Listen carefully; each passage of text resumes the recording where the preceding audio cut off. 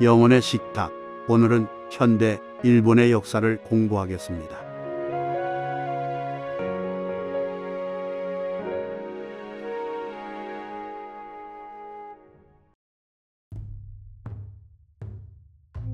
이 책의 저자 앤드루 고드는 하버드 대학교의 역사 교수로 일본의 정치사와 노동사, 사회사까지 폭넓게 연구한 세계적인 일본사 전문가입니다.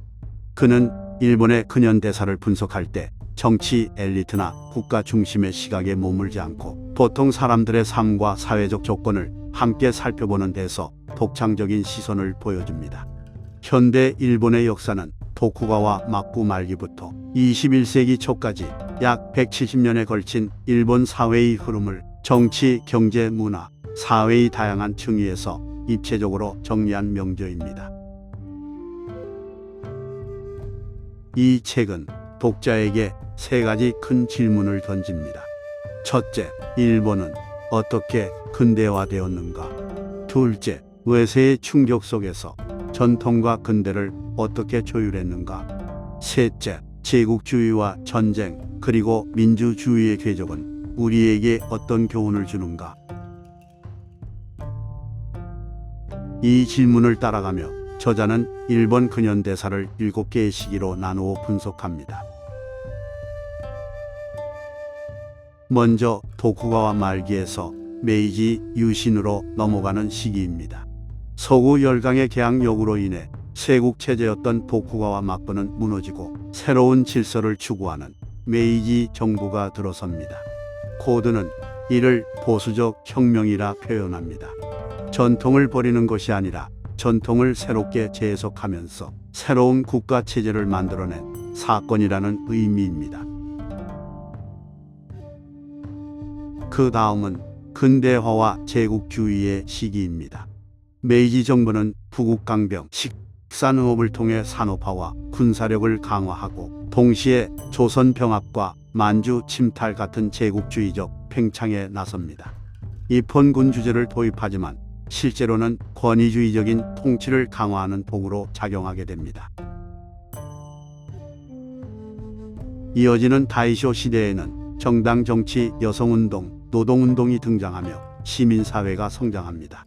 그러나 군부의 확장과 경제 불안으로 인해 이 민주주의 실험은 좌절되고 일본은 다시 군국주의로 회귀하게 됩니다. 1930년대 이후는 쇼와 파시즘의 시대입니다. 만주사변 중일전쟁, 진주만 공습으로 이어지는 전쟁 노선 속에서 일본은 천황제 아래 국가 전체가 전쟁을 위한 기계처럼 움직이는 체제가 됩니다.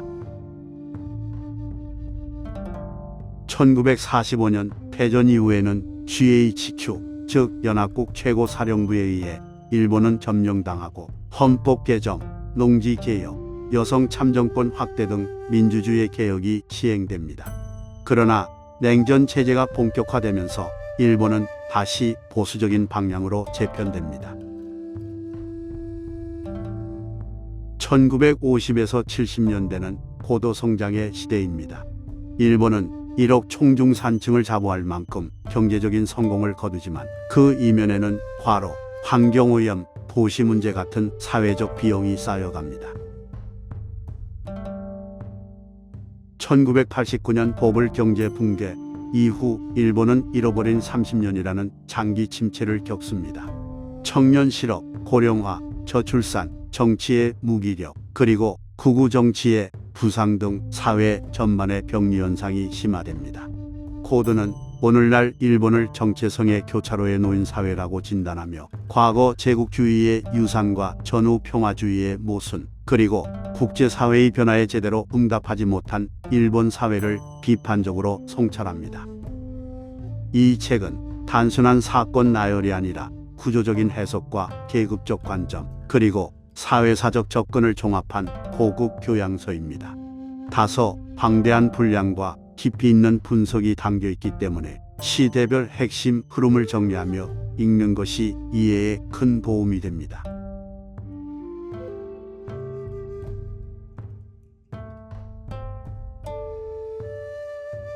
메이지 유신은 혁명이었지만 그것은 전통을 부정하는 혁명이 아니라 전통을 재해석한 혁명이었다. 일본의 근현대사는 번영과 몰락, 그리고 정체성 위기의 반복이었다. 이 역사 속에서 우리는 오늘의 아시아를 이해할 열쇠를 찾을 수 있다.